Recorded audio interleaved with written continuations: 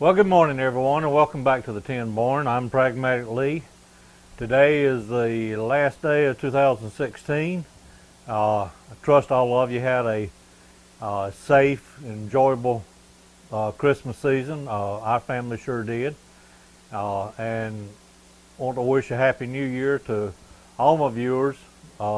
If you're not a subscriber, I would greatly appreciate it.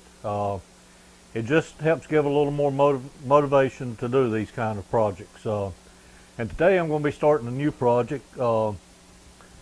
If you watch any of my videos, and if you're seeing this one, there's a pretty good chance that you're familiar and you've already seen this build done by Mr. Pete, Tubal Cain. Mr. Pete likes to call himself the shop teacher of the internet, or YouTube shop teacher. And he is. I very much appreciate his videos. And one of the last series that he's just finished was on making a toolmakers vise.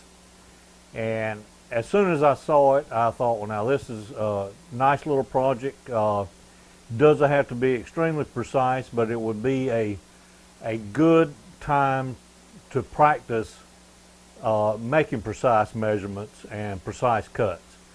And so what I've done on his videos, it was a 9-part series. I don't think, well, I know this video series won't be near that long. Hopefully I can get it in 2, but we'll see how long it does take. And in the title, it'll tell you how many parts there is. But the plans for it are available in his. I will try to put a link to them at the in the description when I finish up this video. But he provides an email address in his video series to a guy named Toly. Toly actually makes these prints up for Mr. Pete. This is what the finished product is going to look like. It's 4 inches long, just a small toolmaker's vise. I do not have a surface grinder, but I did do this finish on this one on the belt sander. I'm going to make 4 of these. In Mr. Pete's video, he says if you decide to do this project, you might want to do a pair of them. I'm going to actually do 4 of them. It dawned on me a little while back that 2 of the close members of my family that I had not done anything for in the shop was my oldest daughter and my wife. And they both do a lot of jewelry making. And I don't know, I may be entirely wrong, but I anticipate the need in making jewelry of holding some very small items, clasps, those type things for necklaces and bracelets and so forth. So hopefully they'll get a little bit of use out of these. I'm going to make 2 of them for myself here in the shop, and then 2 of them, 1 each for them. For them, I'm also going to make a little pedestal. Now, these are all made out of 1018 steel. I bought that, ordered it especially as 1018. This, I have no idea what it is. It looks very similar to what Keith Fenner in Turn Right Machine Works has used to make propeller shafts for some of the sea craft that he works on. I got a chance to get 2 of these. They're 8 foot long a piece, so I've got about 16 foot of them. They had a taper on the end, just like we've seen Keith turn in his videos. But they were heavily rusted. Started out as 2 inch, and after getting all the rust off, it's about 1.85 now. Well, what I'm going to do as a stand for these, I'm going to mill a straight slot, flat slot in one end. In the other end, I believe I settled on a, let me look right quick, a 15-degree angle on the other end. And what that will allow is to mount the vise with a little set screw on this side. And this is heavy. So as they're working on jewelry, they can adjust the height of it to off their workbench, or if that's too low and they want it higher, obviously they can turn it around and get the jaws up higher. Or if they just want it flat, they can set it like this and use it as a flat. So we'll be making a pedestal in addition to the vise. Got a piece of raw material. I have the raw material already cut to fit, sized up. So I'm going to lay this one out and be over at the mill, and we'll start hogging out this large section in here. All right, I have the piece for our main body laid out now. These layout marks are meant now just as a reference. When we get close, we'll use the DRO to actually get our exact measurement of this end is let's see, 625 off the end. This is 3/4 off of this end, and it's a 1/2 inch from the bottom. We're going to use a roughing end mill right now. We're going to take it out, and I have on my mill, let me back you up just a little bit so that you can see what I'm talking about. Sometime back, I built just a little power feed for the y-axis, x-axis on this mill, and I've also added to it limit switches at each end. So I have those set now, and I'm going to actually, instead of trying to keep you zoomed in so tight on the actual work, I'm going to back out for a little bit to start with here, so that you can see the action of the limit switches and see the table in action itself. I have my z-axis zeroed out, so we're going to take, I'm running at about 1120 RPMs. Going to try that to begin with.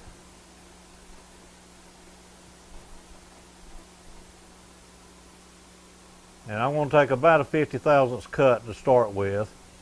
What I'm going to do is make a channel on each end before we actually go into the auto feed.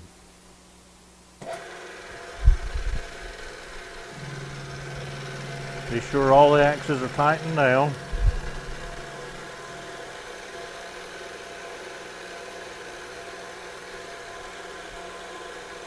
Except the one that we're working on, of course.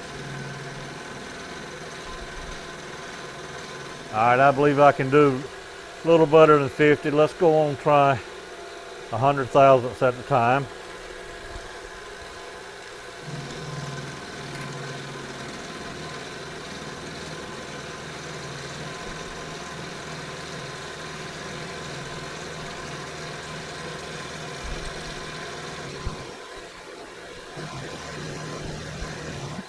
All right, I'm going to continue that process, and I'll bring you back when we get ready to start making the powered cuts from one end to the other. All right, with the roughing end mill, I have a slot on each end roughed out now, and I've left a little bit in each location. So what we're going to do, we're going to take about 100 thousandths at a time. 125 thousandths at the time. I have the back out again. I have the feed engaged now. Have the axis unlocked.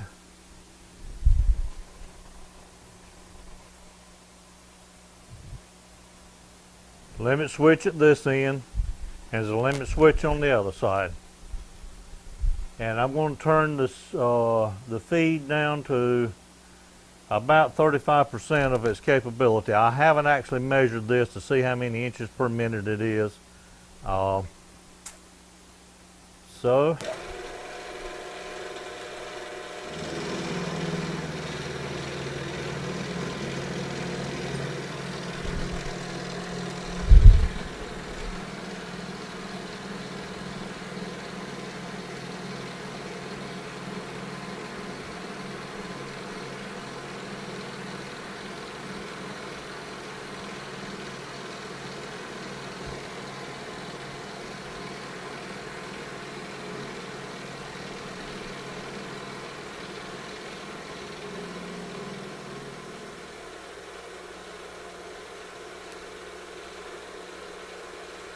That stopped it.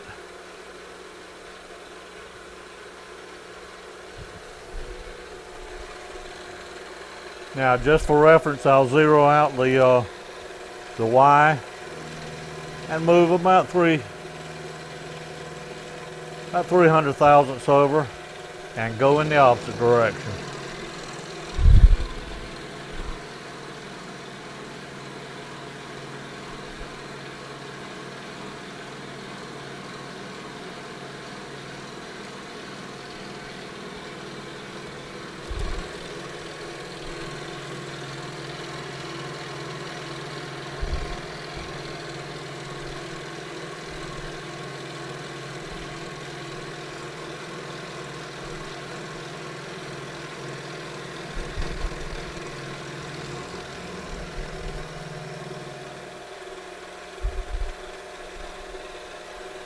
And it has hit the limit switch on the other end, so I'll go another 300 thousandths. I won't continue this process until I get down close to our line, and then we'll put a finishing end mill in.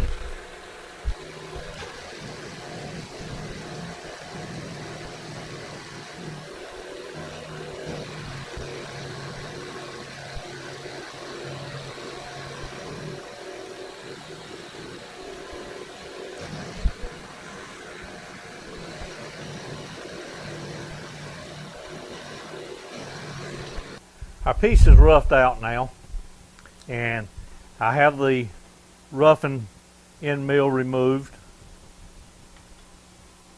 and a finished one in 4-flute finish end mill. I'm going to zero out the Z-axis, and I have the limit switches backed off now entirely. So we're going to come down to 750 thousandths. All right. Then I'm just going to barely touch this side here and then show you how we use the DRO to get our precise width on this edge. Again, this head block up here on the body, as I've said earlier, and I'm not sure who I heard in one of the videos point this out, but they made a nice point that even if you've got a piece that the measurements are not extremely critical on, that's the best time in the world to practice getting to see just how close to that given measurement you can get. So we're going to start out first with taking that down to depth.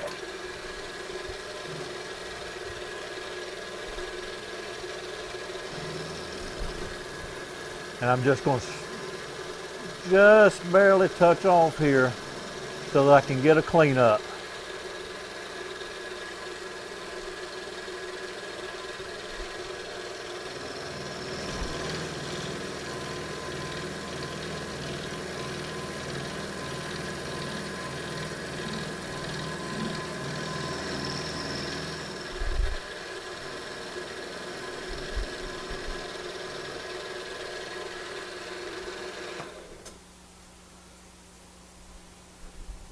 Now let's see if I even did leave anything to cut off on the end. All right.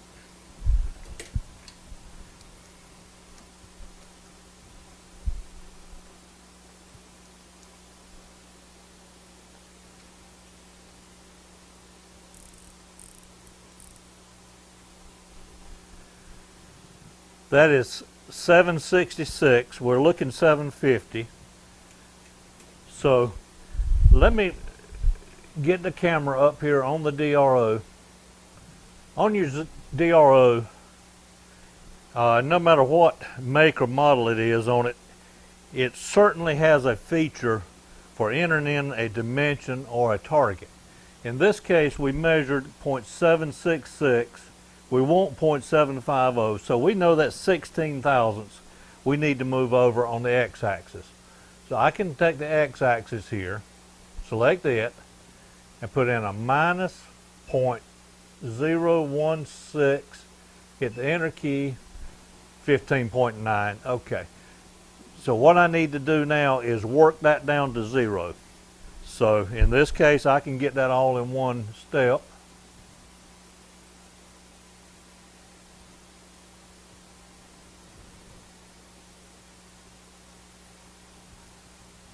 And there's that 1/10.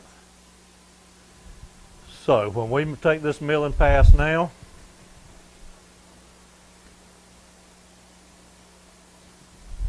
we should come to our final dimension.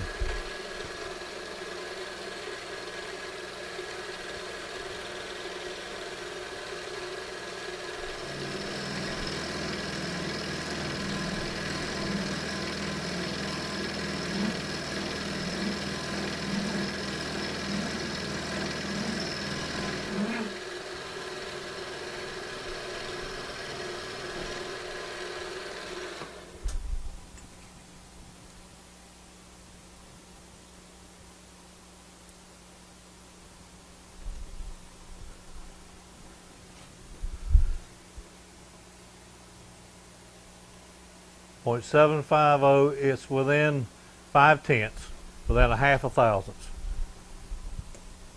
I'm going to do the same thing to the other end and then make the passes back and forth on the x-axis to get that cleaned up. The piece is hogged out now, cleaned up. Got the back side and the this will be the fixed jaw on this end right here. This will be what the movable jaw bumps into.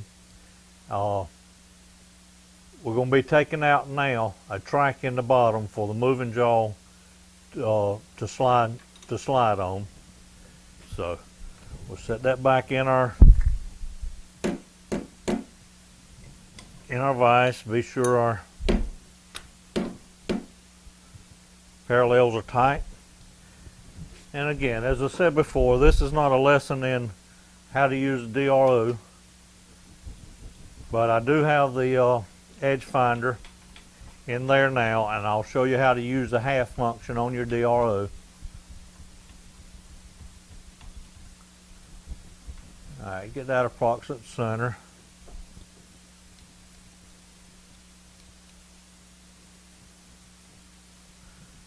Now slow it down to about 600 RPMs.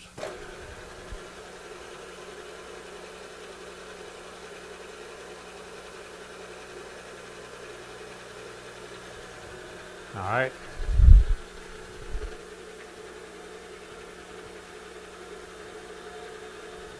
Now we'll zero out the y-axis.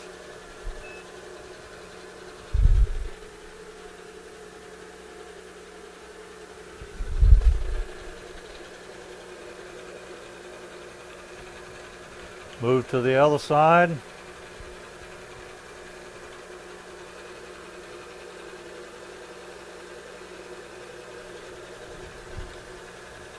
Just as soon as it kicks out.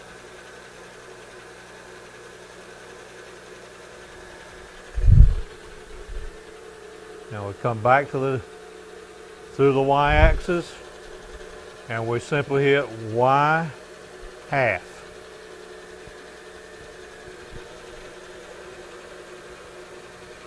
And move it back to 0.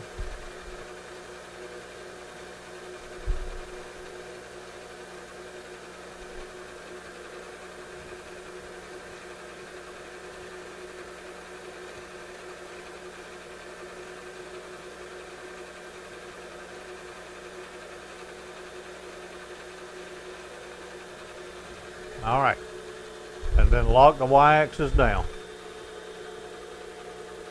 So now we're on the center of our workpiece. Go out in the end where I can get to it.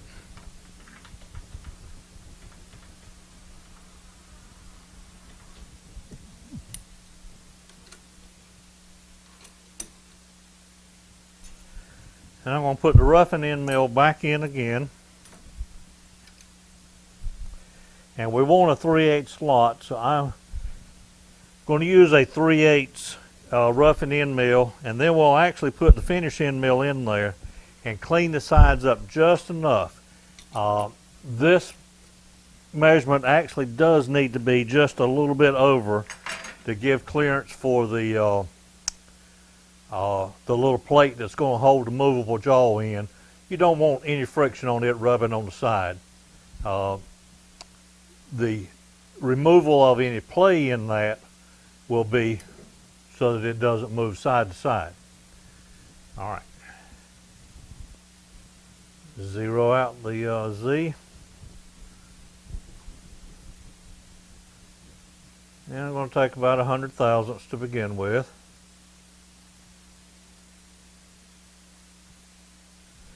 And I'm not concerned about any limit switches on this side, on either end here. It can just run until I reach down and turn it off. Put it back in about 1120.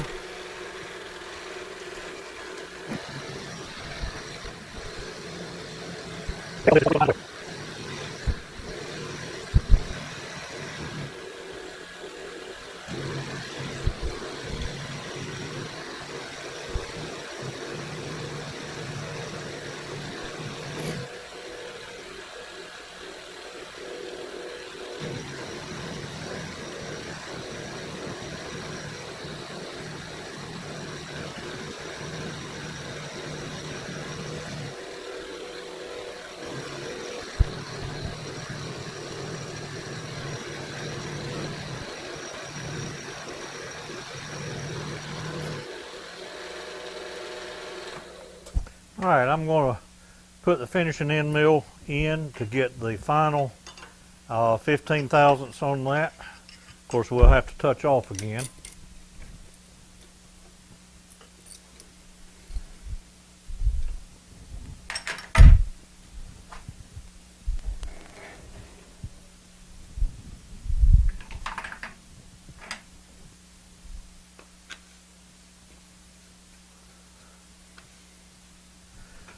Now I'm going to remove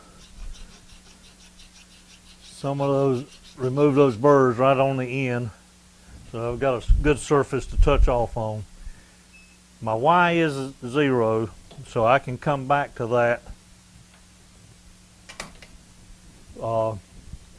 after I touch off.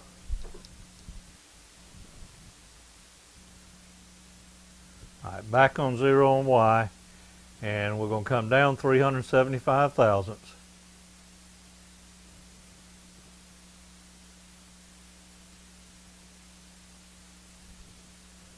This is going to clean the bottom off, and then we're going to move a couple thousandths on the Y-axis in each direction to clean those sides up.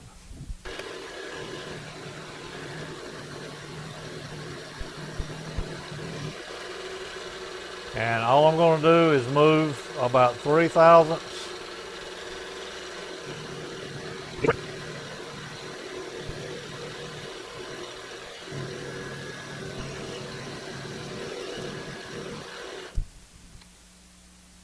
That is a good fit in there now.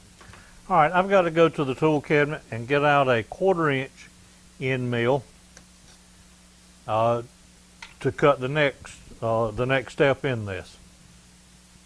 I have a 1/4 inch end mill in there now. I need to go down an additional 175 thousandths. Now that's going to break through in this section right here. Obviously that's the purpose of this slot, is to break through so that the screw can attach to the movable jaw. But on the ends it will be solid. So I'm going to take it fairly easy.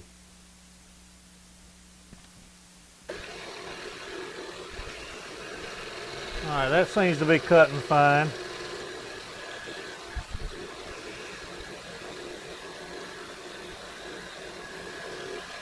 Alright, I'm going to finish that process until I get down to the final cut and then bring you back. Okay, this should be the last pass at 550 thousandths depth.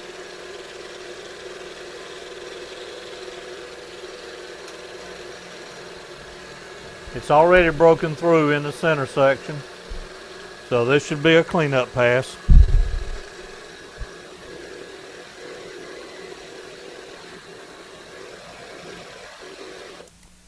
Okay, that should be cleaned up. There should be a slot to the point now for the movable jaw right in. I'll do a little deburring on this, and then we'll come back to the workbench and check it for deflection. I got the burrs off the bottom, and just basically here on the surface pad or on surface plate, put a piece of 400 grit sandpaper on it and just rolled it over enough to remove any burrs on there. The smallest feeler gauge I've got is 1.5 thousandths, and it won't go under there.